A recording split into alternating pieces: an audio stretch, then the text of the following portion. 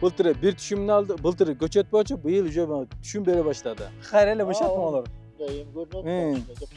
Кол менен тазалаганга туура келет. Маалымат чогултуш керек. 40 күн 2 ай берет да буларчы пишех булар. Кадимкиде баада түшүмдү чоңойто албай калат экен. Күндүн ысыктыгында ошо ожог берет да, ошентипчи. Болгондо дагы мына бүгүн терип кетиптир, эртең менен. Качество дагы ошондо сапаттуу жетип атат. Россияга десе Россияга, Казакстанга десе Казакстанга айткан убакыттын жерге же холодильникке жетип атат да. Ошол себептен биз бияка киргизип атабыз. Караңыздар, урматтуу көрүүчүлөр. Мындай бир эле сапаттын салыштырып монодам малина мындай розы болуп мындай могу деле сон болуп турат, туурабы? Жок, малина ошол деле малина чоң малина. Ижебекенин алдында кичике болуп калды да ал. Саламатсыңарбы урматтуу мекендештер? Агролайф KG долбоору бүгүн мөмө малина боюнча кеп кылмакчыбыз. Өткөн чыгарылыштарда катталуучулар билет, биз жаңы көрүүчүлөр болсо айтып кетели. Биз бир ай мурун Ала тоо Каражыгач айылына барып, Бишкектин жанында жайгашкан, ошол жерде 7 гектар иштеткен мөмө отургузган дыйканга барып, малиналар жаңы бышып аткан, жаңы мөмө байлап аткан кезинде барып, видео тартканбыз. Ал видеодо мен силерге кайрылуу жасагам. Комментарийге өзүңөрдүн малина жана ежевика боюнча суроолоруңарды берип койгула деп суранганбыз. Бүгүнкү чыгарылышыбыз ушу малиналарга арнап, ошо суроолоруңарга жооп катары кылып, силерге чыгарылыш кылып даярдап берели. Азыр биз ошол Каражыгач айылына барып, Кубанова менен учурашып, силердин суроолоруңарга жоопторду алып келели.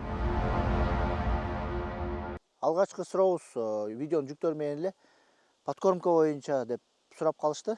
Ошол боюнча айтып койсоңуз. Подкормка тууралуу биз булар түшүмдү берип бүткөндөн кийин чаап салабыз. Чаап салгандан кийин диамофос беребиз. Андан кийин кык салабыз. Кыктан кийин уйкуга кетет. Анан эрте жазда кайрадан уже амофос беребиз. Негизгиси күзүндөсү, анан эрте жазда мощный берип калыш керек. Анан жазындасы только витаминдерди эле берип турабыз. Ошо күзүндө подкормкасын күзүндө берет экен, малы. Күчтүү подкормкалар ошо күзүндө, жазында берилиш керек. Кандай подкормкалар болот ошондо? Күзүндө диамофос, кык, кийин амофос. Амофос. Жазында? Жазында ошо эрте жаз, кар кетип атканда амофосту чачып беребиз. Кар кеткенде амофос чачып бересиңер, Кардын түгүлөн. Эң негизгиси ушу подкормка тууралуу биле турган нерселер ушулар экен да. Анан кийинкилеринде уже өзүгө жараша курт туку витаминдерди берип кетебиз алардычы, өсүп аткан убакытта. Бир нече катталуучуларыбыз сурап атышат, малинаны көчөттө отургуза турган мал, эң жакшы мал, ылайыктуу мал кайсы убакыт болуп калып атат? Бул аябай жакшы суроо экен. Негизги отургуза турган күзүндөсү жакшы болот. Күзүндөсү отургузуп койсок, жерге адаптация болуп туруп, эрте жазда ар бир жерде погода ар кандай убакытта келип калат экен. Кээ бирки жерде эртерээк жаз келсе, кээ бирки жерде кечирээк жаз келет. Ошон үчүн күзүндөсү жерге отургузсак, кайсыл жерде погода жылыса, ошол жерден ойгонуп адаптация болуп тура берет. Эгерде биз жазында отургуза турган болсок, жазда ордунан кыймылдатып башка жерге тиккенден кийин стресс алат, стресстен кийин 15 күн, 20 күн ошо жерге адаптация болуп, анан ойгону баштайт. Ошон үчүн негизгиси күзүндө отургузуш керек. Ошол нерсе түшүмдүүлүккө таасир берет. Түшүмдүүлүккө обязательно таасир берет. Ушул жерде азыр сиз кармап турган сорттун эмне сорт, анан кийин кайсы малды отургузгансыз? Күзүндө отургузгансыз? Мынчачы, ушул жердин немеси келди, мыналарды. Бул экинчи жылдык көчөттөр ушуларчы, экинчи жылдык. Былтыр тигилген. Ошондо биз мурдагы жыл күзүндө тиккенбиз. Былтыр бир түшүмүн алды. Былтыр көчөт болчу, быйыл уже түшүм бере баштады. Бизде Кыргызстанда региондордон келген суроолор бар. Ысык жерге, анан суук жерге отуруш керек. Таластан өзгөчө көп жазышат. Таласка кандай сорт жакшы? Анан кандай көчөттөрдү туура тандаш керек деген суроо да. Бул көчөттү тандаганда бул погодасына карап туруп тандайбыз. Суугураак жерге ранный сорт тигиш керек. Эгерде погода салкын болсо. Күн ысык жерге анда долго бере турган сорттордон тандаш керек болот. Бирок негизгиси булардын да жакшы сүйгөн погодасы түнкүсүн 30, күндүзгүсү 30 градуска чейин, түнкүсү 20 градуска чейин болсо, буларга аябай жакшы погода болот. Ошол бир оптимальный биздин бир погодасы. Анан эгерде күн катуу ысыган жерлер болсо, анда уже обязательно затемняющий сеткадан тартыш керек. Агросетка. Катуу ысыган убакытта.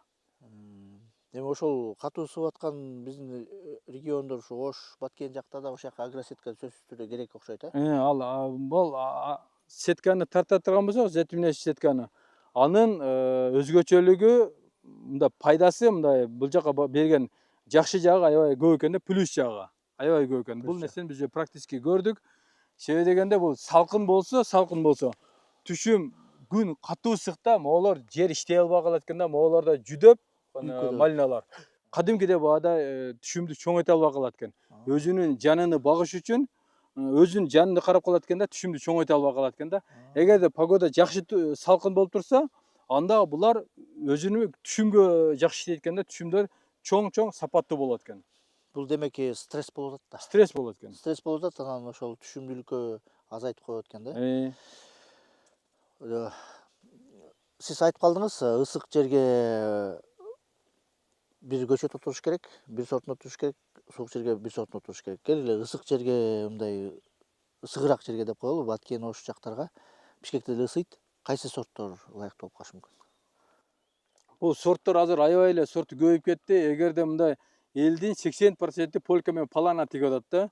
Бул сорттардан аябай жакшы сорттор. Азыр эми бул сортторго караганда дагы уже көп сорттор чыгып кетти. Аябай сортту көбөйүп кетти азыр. Андан да күчтүү сорттор чыгып кетти. Ошолордон тиксе жакшы болот. Например, Маравилла тиксе болот, Мапема тиксе болот, Химбатоп тиксе болот, Жуанже тиксе болот. Ысыгыраак жерге. Ысыгыраак жерлерге. Ушулар көтөрөт да немесинчи? Ысыгыраак жердин немесин көтөрөт. Кичине салкыныраак нарын, ошол эле таластын суук жерлери Салкын жерлерге болсо, анда Раны сортту тиксе, ал жакта же кечирээк жаз келет, эртерээк кыш келет да. Раны сортту тиксе, ал кыска убакытта түшүм берет дагы, полный берген түшүмдү толугу менен алып калат. Ошо кайсы сорт болот ошол? Пишехиба деген сортторун тиксе жакшы болот ошол. Салкын жерлерге. Эми аяктан да өстүрүп көш керек, аякта да бир өзгөчөлүктөр чыгып калышы мүмкүн. Чыгат. Ылайыктуу болуп калышы мүмкүн, Мынакей, урматтуу көрүүчүлөр, палананын түшүмдүүлүгү караңыздарчы, мынтип. Үстүнөн караганда түшүмү көп, мындай көтөргөндө дагы аябай көп болот. Болгондо дагы мына бүгүн терип кетиптир, эртең менен. Түштөн кийин кайрадан. Кайра эле ушуга суу берсе, ушинтип кайра эле түшүмдү быша берет экен да бул. Анан мисалы үчүн могу сорттор ушинтип немени укрывать этип жабып калат экен, түшүмдөрүнүчү, күннү сакташ үчүн. Көрдүңүзбү? Ар бири мындай жаап турат эмени. Жаратылыштын, Аталам жаратып койгондо өзүн сактап атат. Монтип ийилип, мына күндөн жашынып, ошондо момундай түшүм берип атат. Мынакей кыпкызыл болуп, кандай кооз малина. Эми могу жерлерде эми байкап атам, Кубанова. Азыр мына көрүүчүлөргө жакыныраак көрсөтүп коебуз. Кээ бир малиналар момундай агарып калат да, бул күнгө күйүп калат. Кээ бирки малиналар ушу күндүн ысыктыгында ошо ожог берет да, ошентипчи. Ошон үчүн затемняющий сетканы тарта турган болсок, ушу ожогдор биринчиден жок болот, экинчиден түшүм дагы чоң болот. Мындан чоңураак болот. Жанагы агросетка. Сизде агросетка бар жагы бар, Агросеткадан тартканбыз анда. Мынакей. Караңыздар, урматтуу малина өстүргөн дыйкандар. Көрдүңүздөрбү, азыр аябай ысык, күн түп-түз тийип атат малинага. Ошондо мына момундай болуп, жарым агарып калат экен. Бул күйүп калган деген да, күйгөнгө. Мындай болуп атат да. Бул эгерде күн постоянно бирдей ысык турсачы, булар уже күнгө бышып, күнгө катып, мындай ожог бербейт. Бир салкын, бир ысык болгондо погода, ошондо күйүп калат да булар. Эгерде скачоктор болот. Скачок болгондо. Эгерде скачок болуп постоянно погода бирдей турсачы, анда күйбөйт булар. Бирок агросетка жардам. Аны уже бул погоданын немесине биз эч нерсе дей албайбыз. Бирок агросетка тарта турган болсоң, анда уже неме бербейт. Катуу ысык келгенде өзүнүн немесин кармап берет. Суукта неме бербейт. Кубанова, ошондо биз ушул суроого ысык жерлерге кандай сорт отуруш керек, андан кийин суук жерге кандай сорт отуруш керек деген суроого жооп бердик. Биздин катталуучудан Пишехибанын көчөтүн кантип алсак болот деген суроо бар экен. Ошону кантип алса болот, анан кичине ошол жөнүндө Пишехиба жөнүндө айтып кетсеңиз. Пишехиба бул Раны сорт болот. Бул Пишехиба бул полюкс сорт. Өзүнүн китебинде бул 35-40 тонна берет деп айтылат. Бул Пишехибалар азыр бизде почти бышып бүтүп, эң акыркылары калып аткан неме. Андай болупчу. Ушур экен. Эң акыркылары уже бышып неме болуп атат. А так же Ошондо качан башталды эле бышып бүттү булар. Булар июндун где-то 15-леринде баштаган, 10-15-леринде баштаган. Булар аябай чоң, бай спичкадай болду. Жаңы бышкандачы. Узун да болот экен да. Узун үчүн формасыдан аябай жакшы булардын. Формалардан аябай жакшы. Ошо как раз өткөн чыгарылышта суроо бергиле деген чыгарылышта ошондой узун болгон Анан салкын жерге, күн суук жерге мындай тиксе болот дегеним, бизде ушул убакытта азыр 24-июль болсо почти бышып бүтүп атат. Бышып бүтүп атат. Эми ушул айдын аягына чейин толугу менен эч нерсе калбай бышып бүтөт. Бир аз калды да моундай. Салкыныраак суук жерлерге ошондо бир айдын ичинде берип таштай экен түшүнүм бар да. Бизде 40 күн 2 ай берет да буларчы, пишехи булар. Бул ошол погодага ылайыктап өзүнүн түшүмдүүлүгүн бере берет экен да. Ооба. А бирок жанагы поликапаланалар менен бирдей түшүм берсе алабы же аз береби булар? Булар андан көп берет түшүмдү. Просто бир бергенде аябай көп берип коет, Булар кыска убакытта түшүмдү көп берет. Анан чоң болуп, Анан чоң болот. Булар чоң и формасыдан жакшы болот буларга. Эми бул негизги суроо мындай болуп атат, Кубаныва. Пшехиба көчөтүн кантип алсак болот? Байланышка чыксын, биз телефон номерлерибизди таштап койгула. Байланышка чыксын. Бул жака келсе мен кантип эгиш керек, кандай кылып караш керек, алар тууралуу да маалымат берем, түшүнүк берем. Ушул жерден келип алып кетсе болот. Пшехиба, анда урматтуу көрүүчү, сиздин сурооңузга жооп телефондорду Кубанова номерин берип коебуз, WhatsApp номерлер бересиз. Ошого чаласыз, ошо Пшехиба боюнча маалымат берип коебуз. Не только Пшехиба, бүт эле көчөттөр тууралуу, мисалы үчүн бардык эле көчөттөр тууралуу азыр сырттан дагы көчөттөр келет. Сырттан дагы и бул жерден дагы местный адаптированный көчөттөр да чыгат. Көптөгөн суроолордун ичинен ушул бир эле суроо кылып эле берейин. Ото чөп менен кантип күрөшүп атасыздар? Ушул жерде караганда ото чөп деле жок экен да, сиздер аябай жакшы карайт экенсиңер. Ушул ото чөптөр менен кантип күрөшөсүңөр? Кандай способдор менен колдоносуңар, ошону айтып кетсеңиз. Ото чөптү колдонгондо түгүнү, көчөттүн түгүнү обязательно кол менен тазалаш керек. Дары дармектерден азыр чыгып атат, бирок көчөткө зыяны бар. Көчөт стресс алат, кайрадан ал өзүнө келип өскөнүгө, түшүмүгө зыян болуп калат. Ошол себептен эң жакшы вариант кол менен тазалаганга туура келет.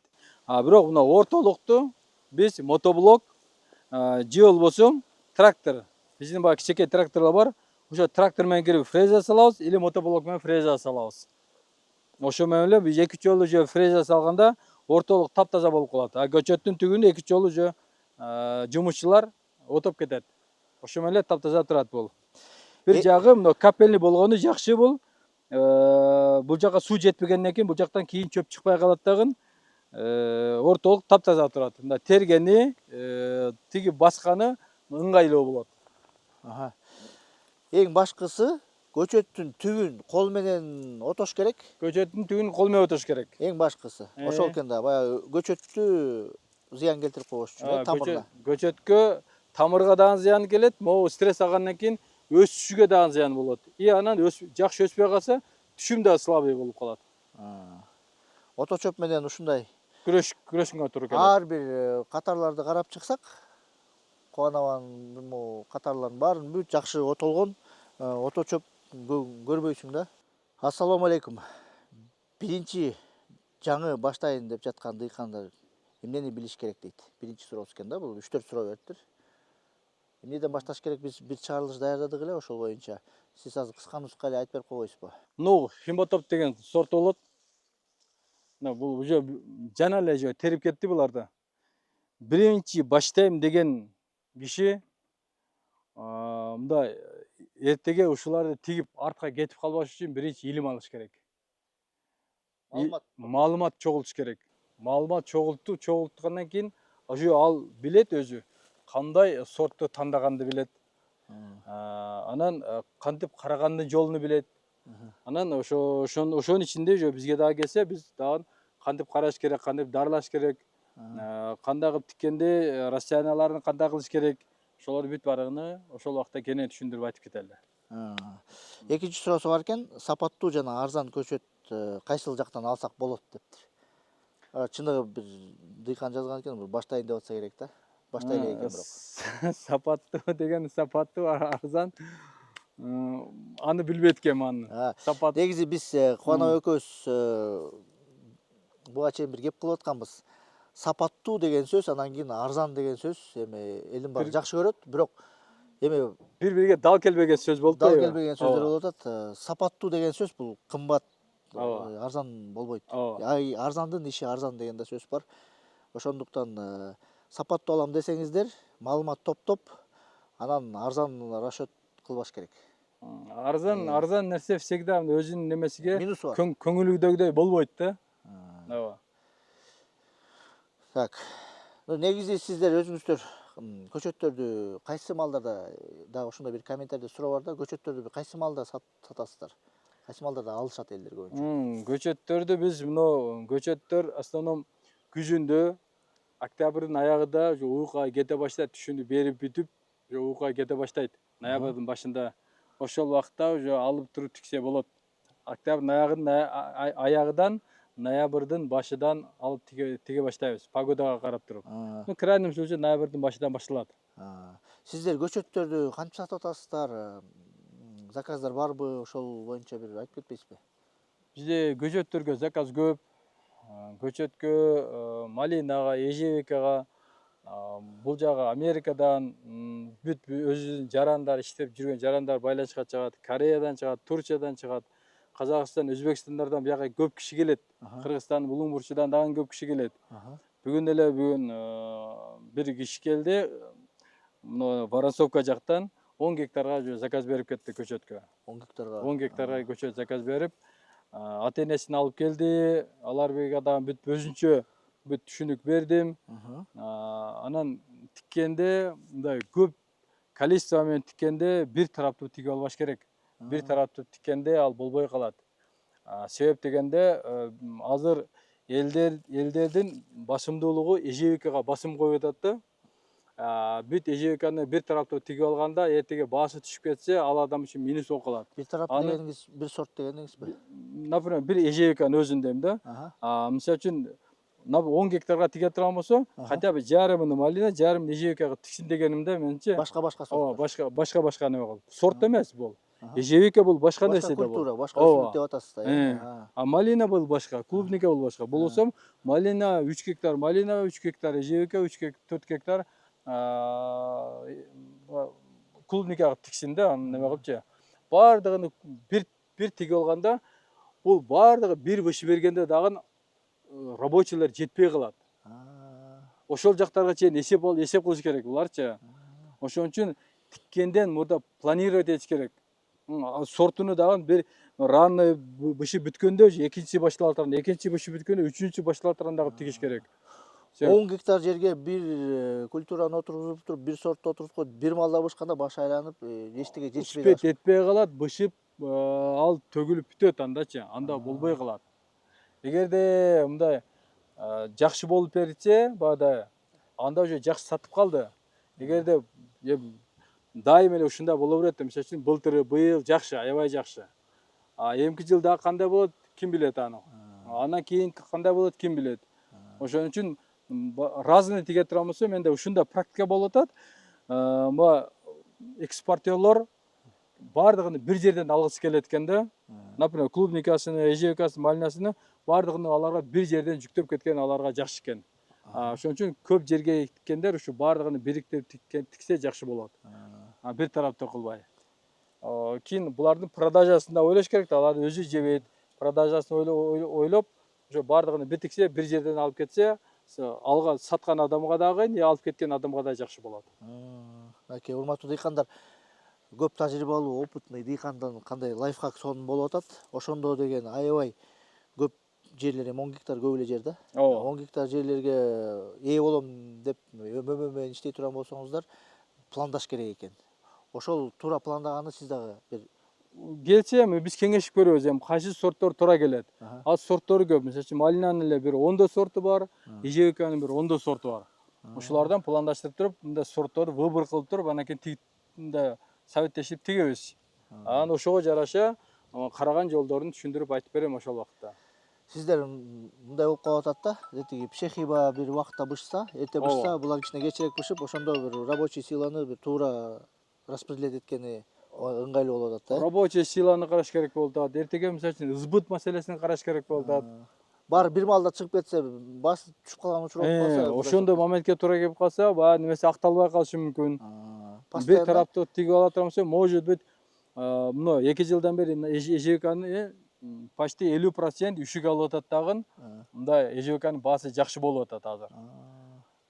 Может, үшүк албай калган жылы, бүт баары карап жетишкен жылы не болуп калса, анда уже баа ылдый болуп калса, анда тоже минус болуп калышы мүмкүн. Ошон үчүн баягы крупный жерге тиккендер, разный кылып тигиш керек. Ежевика, клубника неме кылып. 1 гектар жерге тиккендер, например, 1 гектар тиге берсин, ал нормально эле успеть этип карайт. Малина тигеби, клубника тигеби, Үй бүлөсү менен жетишет. ежевика тигеби. Ну, жетишип карайт. Бирок андан көп тиккендер же бөлүш керек неменичи? 1 гектардан таза киреше канча алса болот? Анан ушул негизи кирешеси боюнча сиздин эле маалыматын сураптыр. Эми канча 1 гектардан тонна алат, канча сом прибыль табат деп сурап атса керек. Эми мен деле бир айта кетет элем, негизи бул биз Агролайф долбоору иштеп жүрөбүз дыйкандар менен. Эгер биз бир трактор же да бирдемке товар сата турган кишилерден сурасак, баасын ага жарашат да. Дыйкандар, мисалы үчүн сиздерден деле бирөө келип канча акча киреше табып атасың, канча сом табып атасың деп сураганы ал орусча айтканда некрасиво да, неэтично. Ошондуктан биринчиден мен азыр Кубановага дагы мүмкүнчүлүк менен пайдаланып рахматымды айткым келип турат. Ушундай кичпейиликке салып, ушундай бизге маалымат берип атат урматтуу дыйкандар. Дыйкандардын баары буга макул бербейт. Канча кишилерге чалынган буга чейин. Ушул дыйканыбызга рахмат айтып кетели, Кубанова. Сизге чоң рахмат. Ушундай маалымат элге берип атканыңыз. Анан ушул 1 гектардан таза киреше канча алып атат деген суроого кантип жооп берсе болот ушул? 1 гектардан таза киреше дегенде мындай да, бул дыйкан бир жагы жакшы эле неме кылып атат, эми просто бул жерде туура түшүнүш керек болуп атат да. Туура түшүнүш керек. Бул жердин маселеси, дыйканчылыктын маселеси аябай татаал нерсе да. Сен жерге канчалык көңүл бурсаң, жер түшүм малина ушунчалык жакшы түшүм берет. Эгерде сен слабо карасаң, слабо түшүм берет. Бул биринчиси. Экинчиси, сорттору жараша болот. Например, полька 12 тоннада, палана 16 тонна, мисалы үчүн пшехи булар 35 тонна дегенде да. Бул китебиндегилер. Эми ошону биз баягы кыскартып алганда, бирок жакшы эле киреше алса болот. Бирок ошолорго да жетишпей калышы мүмкүн, эгерде карай албай калса.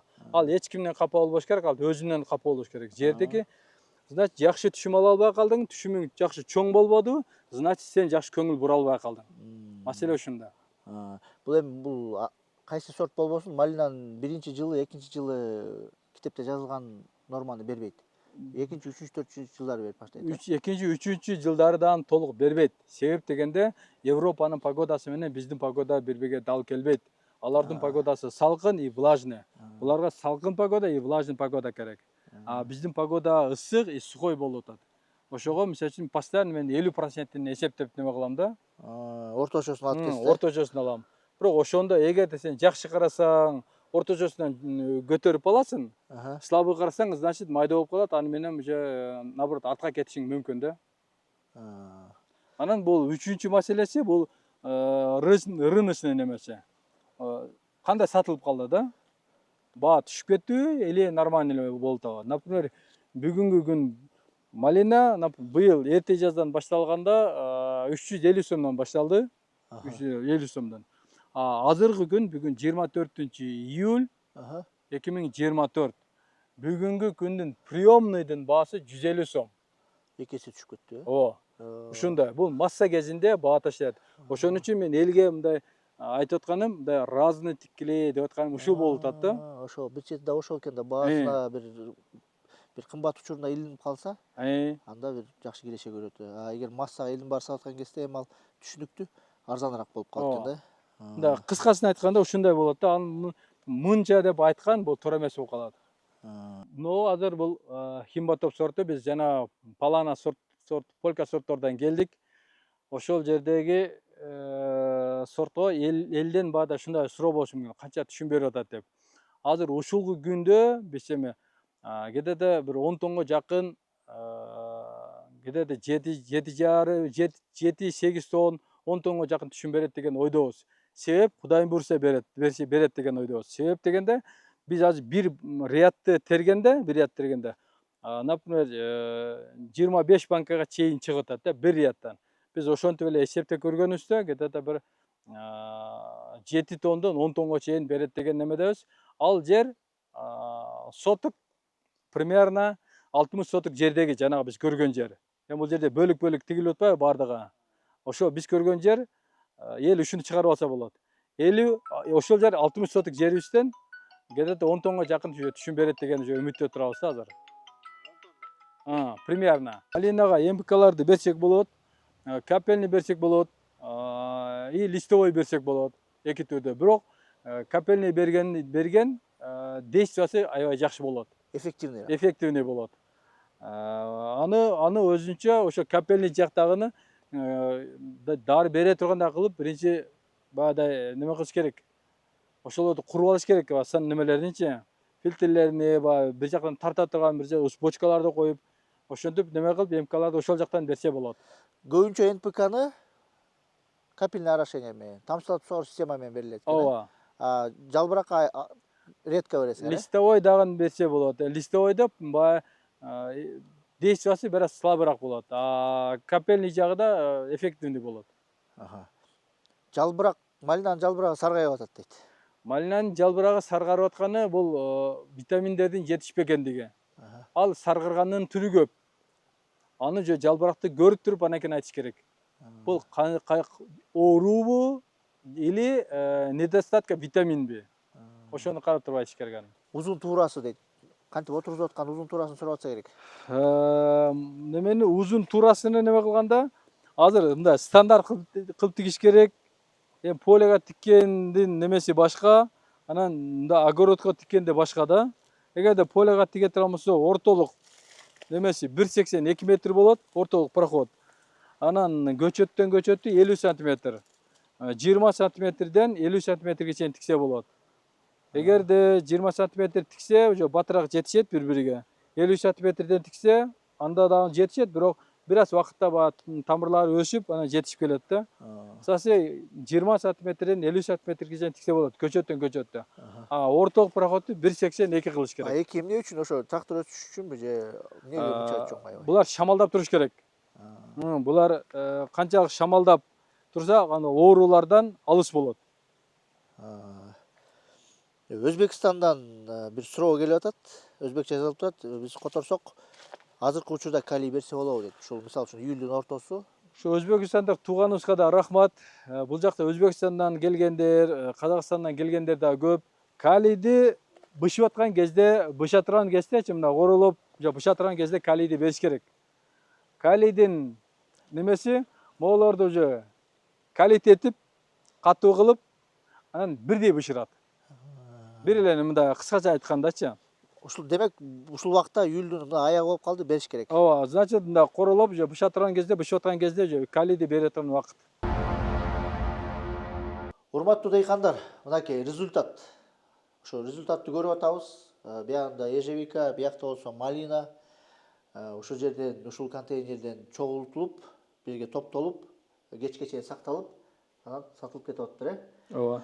Ушул контейнерлерде кандай каталарды кетиребиз? Сатылып аткан жолдор кандай болуп атат? Азыр массага кирип атпайсыңарбы? Ошол боюнча дагы биздин көрүүчүлөргө кызыктуу да. Бул эми азыр ушул күндө бул абетке чейинки терилгенди алып келип уже киргиздик. Бул холодильник, булар заводской холодильниктер экөөтүң жанаша. Анан эгерде биз мына күн ысык болуп атат азыр аябай эле. Эгерде поледа калып кетсе кечке чейин, могу товарлар биринчиден качествосын кетирет, кечке чейин эзиле баштайт. Анан кечиндеси жүктөп кеткен. Булар эми биздин Кыргызстан жей албайт булар. Булар только Россияга, анан Казакстанга кетет. Экспортко. Ошого алып кетип аткан кишилер ушундай неме болуп атат. Холодильниктери булар кечке чейин ысып калат, аябай ысып калат да, бүт баарын чогултуп машинага жыйып койгондон кийин алардын холодильниги уже таможняга жеткиче эле уже немени түшүрө албай жатат да. Градусту түшүрө албай кайрадан ысып кетип атат. Ошолорго проблема жаралып атат. Ал машинанын ичинде кайрадан градус көтөрүлгөндө буларга зыян болуп атат. Эзилип кетип атат. Ошон үчүн качество болуш үчүн биз тергендей холодильникке киргизип атабыз. Киргизип, муздатып коебуз.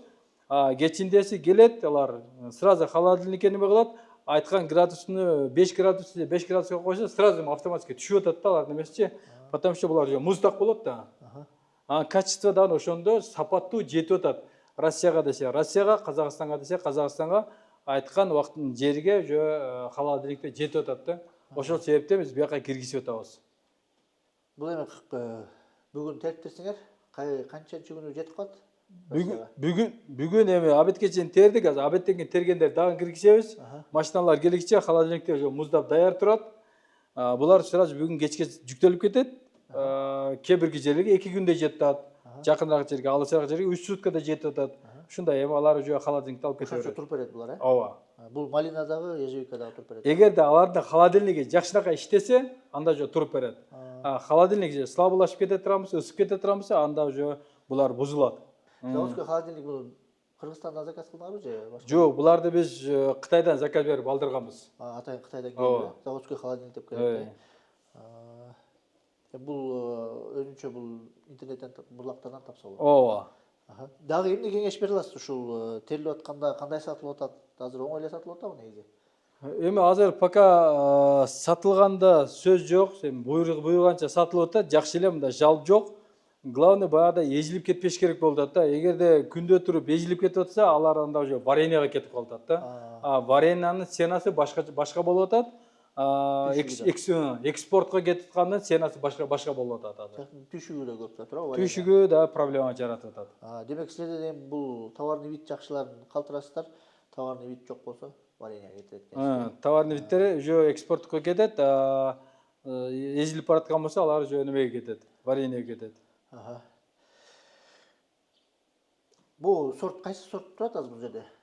Азыр бул жерде лох-те бар, лох-нес бар, вашито деген сорт бар. 3 сорт ежевика турат бу жерде.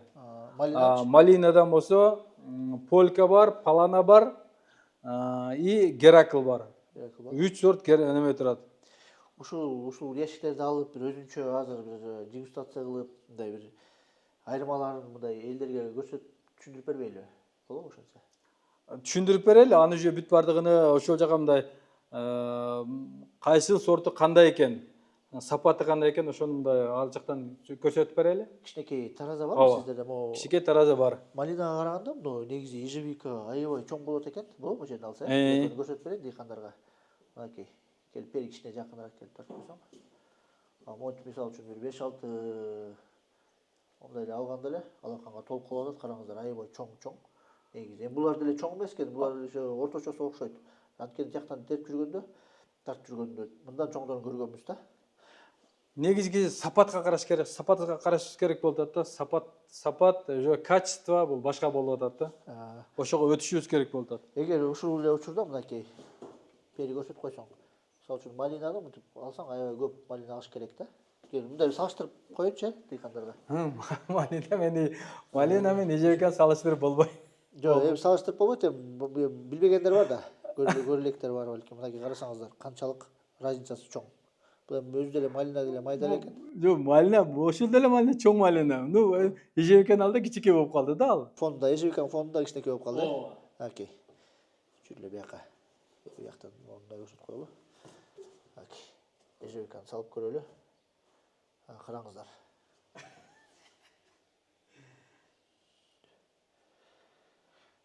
Бул эми живой пример. Салмагы да чоңураак экен. Дамы да аябай күчтүү экен. Кубанова, кырманга береке дейт. Рахмат. Түшүмөр мол болсун. Караңыздарчы, көз кандай сүйүнүп, кубанып атат. Бүлдүркөн, малина, ежевика деп орусча айтканда ушундай результатка Кубанова жетип атат. Мындай чоң килеген контейнерге деп кайра айтып атам. Чоң мындай заводской холодильникке толтуруп атыптыр. Бул дагы еще толук холодильник эмес. Кечке чейин дагы толуп калат окшойт. Караңыздар, урматтуу көрүүчүлөр. Түшүм ушундай. Результат ушундай. Азыр дагы өзүнчө эмелерди тартып беребиз. Бул жерге кошумча айтылган нерселер барбы? Жок, кошумча айтып кетсем мына карайм. Мындай бир эле сапаттын салыштырып кой, мындан малина мындай розы болуп, мындай өз учурунда терилген неме да? Вид болуп турабы? Ооба, товарный вид болсо. Товарный вид сөт. Могу деле сон болуп турат, туурабы? Болуп турат. Эгерде өз учурунда тере турган болсо, кечиктирбей, же болбосо эрте эмес терсе, сапат жакшы болот. Анан кайсыл жака алып бара турган болсо, уже айткан жерге чейин жетип берет да, эзилип кетпей. Кантип ошол убагында кантип териш керек? Эмнени билиш керек? Бышып аткан кезин карап. Бышып аткан кезде уже эгерде мунулорду бир күн, 2 күн токтото турган болсо карарып кетет. Карап кетет. А могулар эзилип кетет кадимкидей. Убагында териш керек. Ооба, значит өз убагында терип жетишип калыш керек. Анан бул жерде элдерге мен акыркы сөзүмдү айтып кете турган неме, качествого иштеш керек болуп атат. Бизде элдер бышып аткан убакытта уже селитрен азотту берип салып атат. Бышып аткан кезде селитр азотту бергенге болбойт. Ал азотту берсе туура буларды бышырат. Ну бирок уже моолор немесиден, стволудан үзүлгөндөн кийин уже сапатты жоготот, себеби ал жакта питание жок да. Уже эзилип баштайт. Сразу эле кечке чейин тура албай эзилет. Моолорчу. Азот берип салса, ооба. селитра. Ошон үчүн аларды бере турган убактысы башка. Моолор бышып аткан кездеги бере турган витаминдер башка болот да. Ошолордо бизде кичине элдерде ошибка болуп атат да. Ошолорду биз мындай илим алып, бир аз турулап, качество жагы өтсөк, Кудайым буйрса биздин Кыргызстан алдыга чыгат деген ойдобуз. Мынакей ушундай түшүндөргө ээ болосуздар. Эгер туура өстүрсөңүздөр. Биз ар бирин дамын жеп көрүп, дамын татып сиздерге айталы. Салмагын көрөбүз, жумшактыгын көрөбүз. Анан жыйынтыгында алып кайсы сорт экенин билебиз. 7 грамм. Дам бир аз кычкылыраак экен. 13 грамм болду. 13 грамм. Бир аз жумшагыраак экен, а? Кана көрөлү. Бул кычкыл экен. Ооба. Бул таттуу, жумшак таттуу. Ооба. 3тө катуулугу барбы же андан жумшакпы?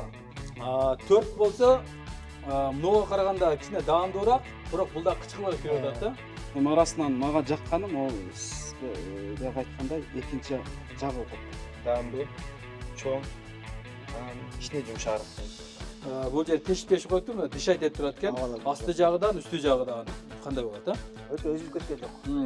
Бирок 3-4 тең бирдей. Буларда эмес. Буларда катуу эмес. Ну бир аз жумшагыраак. Орточо жумшак.